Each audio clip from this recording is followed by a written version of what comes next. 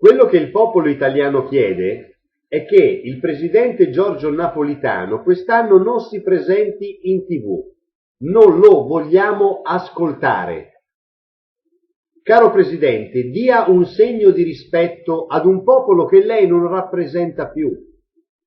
Quindi, se poi dopo queste mie parole vengono smentite dal popolo italiano, io sono qua. Vediamo quanta gente è pronta a dire sì, io il Presidente lo voglio ascoltare.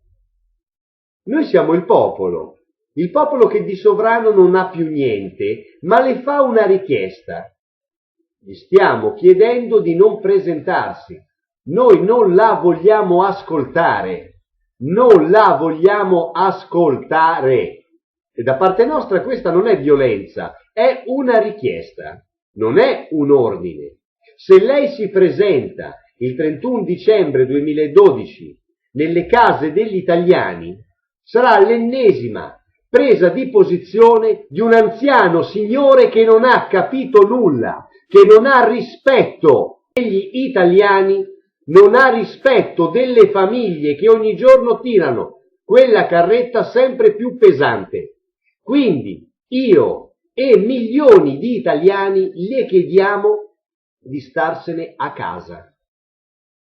Gli stiamo chiedendo gentilmente di stare a casa. Non faccia nessun discorso, non lo faccia, non lo faccia. Il popolo italiano è già stato umiliato abbastanza. Smetta anche lei di umiliare gli italiani, perché noi siamo stanchi, noi non ci stiamo più. Quindi boicottare il suo discorso è semplicemente chiedergli di non presentarsi. Lei non si deve presentare. Noi non ce la facciamo più.